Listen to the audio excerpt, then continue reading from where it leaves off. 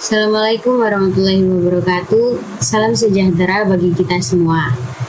Kami dari kelompok 13, kami akan mempresentasikan tugas makalah mata kuliah dasar-dasar pendidikan dengan judul Konsep Demokrasi dan Inovasi Pendidikan dalam Bentuk Masyarakat Madani. Saya Najmi Aziza Ulayya. Makna dari demokrasi sendiri menurut bahasa adalah diambil dari bahasa Yunani, yaitu demos yang artinya rakyat. Kratos artinya pemerintah. Jadi demokrasi adalah pemerintahan rakyat. Negara demokrasi, masyarakat atau rakyatnya memiliki peranan yang sangat menentukan. Mulanya demokrasi ini berarti politik yang mencakup pengertian tentang pengakuan hak asasi manusia seperti hak kemerdekaan pers, hak melakukan rapat, serta hak memilih dan dipilih untuk badan-badan perwakilan. Kemudian digunakan istilah demokrasi dalam arti luas yang mencakup sistem politik, ekonomi, dan sosial. Dengan demikian, demokrasi tidak hanya tertuju pada bidang politik saja.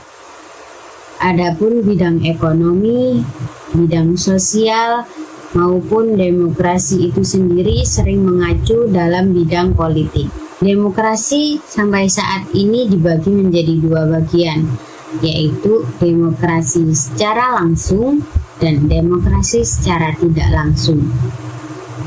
Demokrasi secara langsung adalah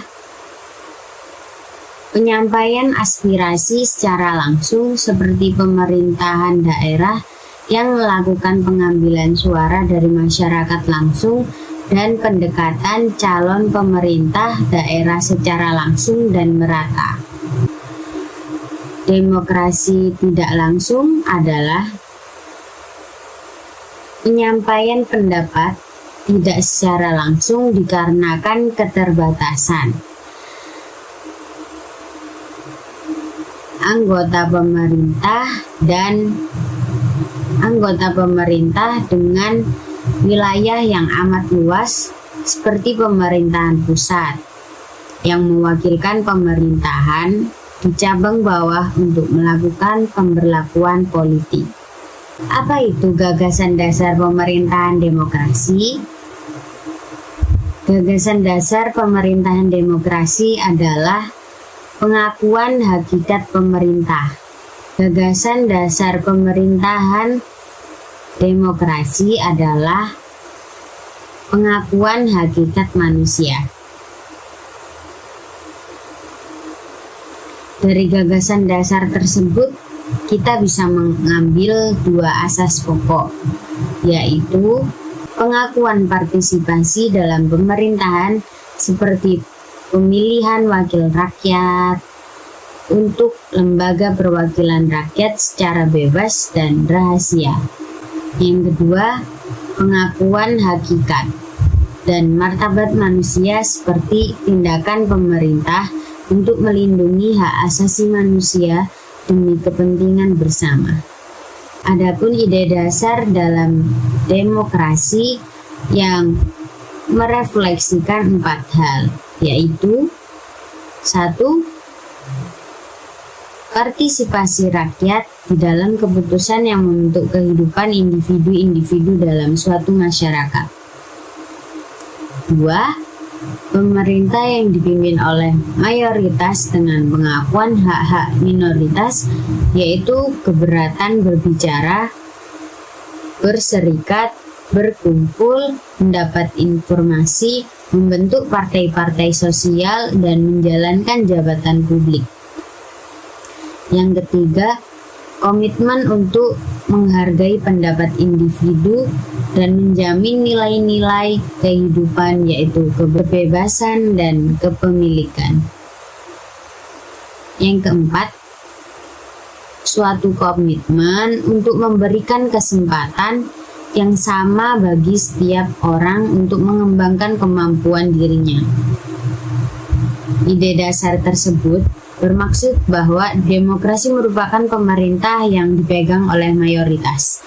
Namun perlu pula pemerintah memperhatikan minoritas atas hak-haknya yang saling memahami hak-hak dasar tadi dengan tujuan agar tercipta kesetaraan pihak mayoritas dan minoritas sehingga sama-sama mendapatkan manfaat sistem demokrasi baik dari kekayaan, kekuasaan, dan mobilitas lainnya. Kita beralih ke pendidikan. Pengetahuan sangat penting perannya dalam kehidupan kita. Di era seperti ini, program pendidikan terus mengalami peningkatan. Dibutuhkan manusia-manusia intelektual dalam organisasi dan lembaga-lembaga lainnya, dengan maksud menjadi kualitas yang unggul dalam organisasi dan lembaga tersebut.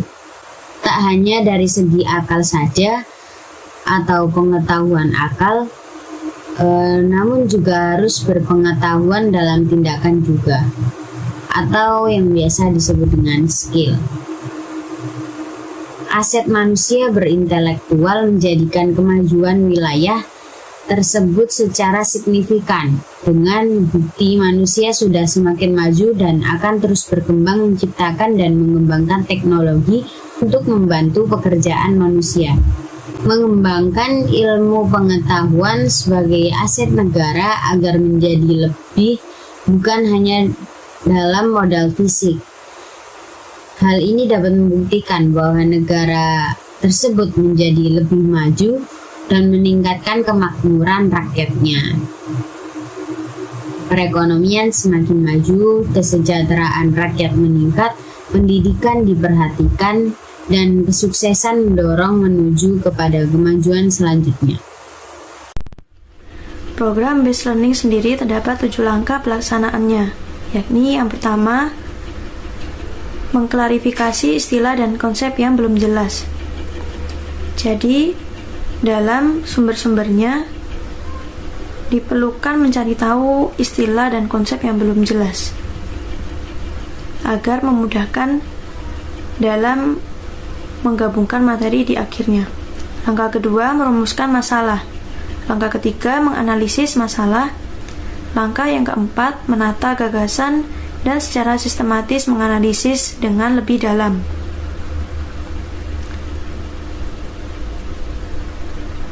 Menata gagasan dan secara sistematis menganalisis dengan lebih dalam, maksudnya sumber-sumber tersebut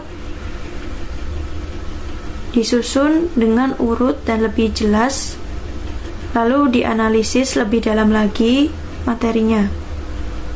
Langkah kelima, memformulasikan tujuan pembelajaran. Langkah keenam, mencari informasi tambahan dari sumber informasi yang lain di luar diskusi kelompok.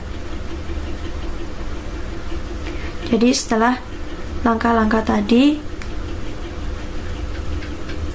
maka melakukan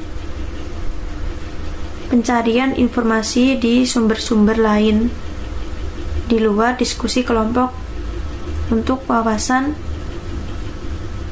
agar lebih tahu.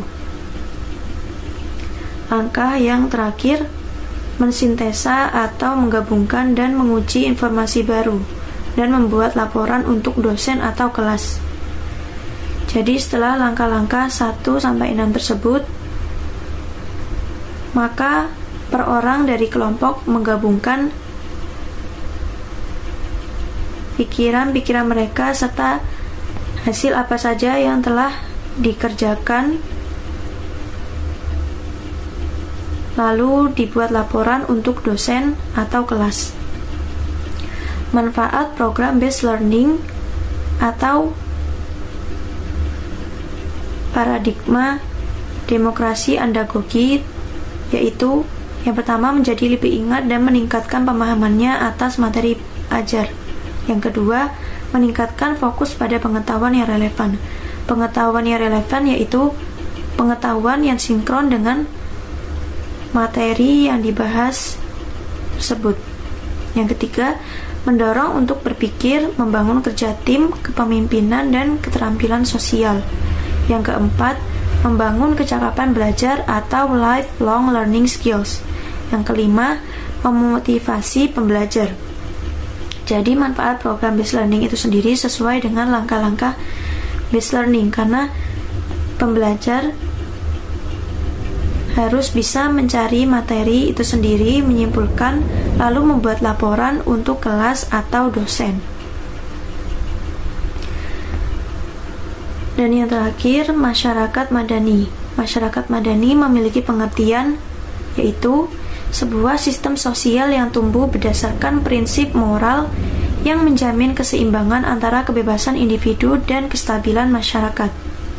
Selain itu, masyarakat madani juga bisa diartikan sebagai penciptaan peradaban yang mengacu pada nilai-nilai kebijakan bersama. Masyarakat madani itu sendiri diambil dari bahasa Arab yang artinya masyarakat yang beradab. Dalam bahasa Inggris disebut civilized society. Kaitan masyarakat madani dengan inovasi pendidikan dan demokrasi. Inovasi pendidikan diberlakukan program based learning di mana pembelajaran dilakukan dengan sistem berpikir kritis seperti pengertian masyarakat madani itu sendiri, yaitu masyarakat yang beradab. Sehingga inovasi pendidikan ini akan menjadikan pembelajar berkesempatan berdemokrasi sesuai bukti dari informasi-informasi yang diperolehnya atau kehidupan di sekitarnya. Jadi, masyarakat madani ada kaitannya dengan inovasi pendidikan tersebut, karena inovasi pendidikan based learning atau andragogi pembelajaran dewasa akan membuat pembelajar lebih berpikir kritis, menyampaikan pendapatnya sendiri, sehingga disebut demokrasi. Sekian presentasi dari saya, Aprilia Khairunisa, dan Najmi Auli Aziza Ulaya, kelompok 13. Kurang lebihnya mohon maaf. Wassalamualaikum warahmatullahi wabarakatuh.